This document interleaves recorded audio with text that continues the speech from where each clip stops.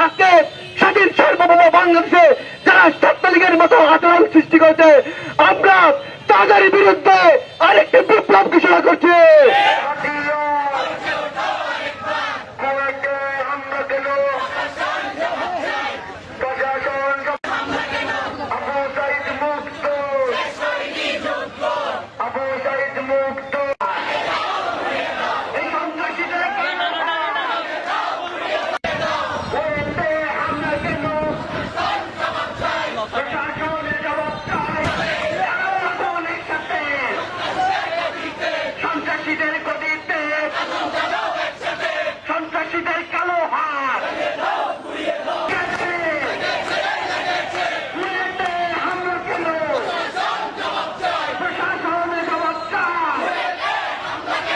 যারা গুপ্ত পরিচয় বহন করে আমরা তাদের সন্ত্রাসী দল বলি।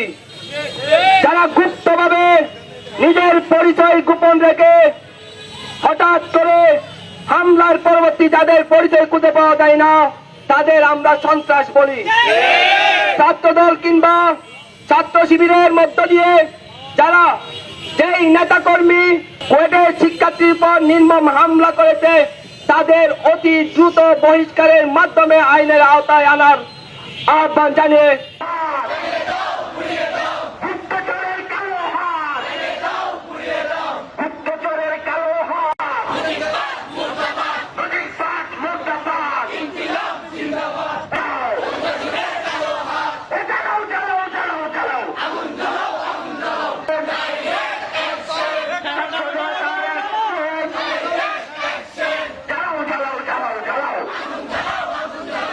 জুলাই আগস্টে ছাত্র জনতার রক্তস্নাত গণঅভ্যুত্থানের মাধ্যমে আমরা আমাদের বাংলাদেশকে আওয়ামী লীগ ছাত্রলীগের হাত থেকে দ্বিতীয়বারের মতো আরেকবার স্বাধীন করেছে। কিন্তু দুঃখ লাগে, হৃদয়ে রক্তক্ষরণ হয়। আজকে স্বাধীন বাংলাদেশে, আজকে স্বাধীন সার্বভৌমত্ব বাংলাদেশে, আজকে আমার প্রিয় মাতৃভূমিকে নিয়ে, আমার দেশের মানচিত্রকে নিয়ে আজকে দেশি বিদেশি নানান ষড়যন্ত্র চলমান। আজকে সাধারণ স্বাধীনতা পরবর্তী বাংলাদেশে আজকে দুঃখ লাগে কুয়েটের মতো একটি বিশ্ববিদ্যালয়ে সন্ত্রাসী গোষ্ঠী কর্তৃক সাধারণ শিক্ষার্থীদেরকে নির্মম ভাবে আজকে হামলার শিকার হতে হয়। আজকে আমি দুঃখ কণ্ঠে বলতেছি, কুয়েটে রক্ত জ্বলল কেন? কুয়েটে সাধারণ শিক্ষার্থীদের পর হামলা চালানো হলো কেন?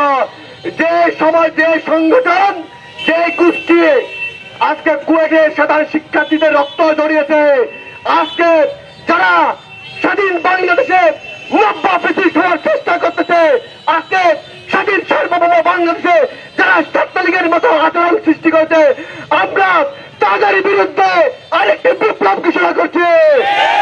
আমরা তাদেরকে দেখিয়ে দেওয়ার হুঁশিয়ারি দিচ্ছি, আমার স্বাধীন বাংলায়, আমার সোনার বাংলায়, সেটা যে দল হোক, যে সংগঠন হোক, যে দলের সন্ত্রাসী হোক, তাদের টাই নাই, তাদের টাই নাই।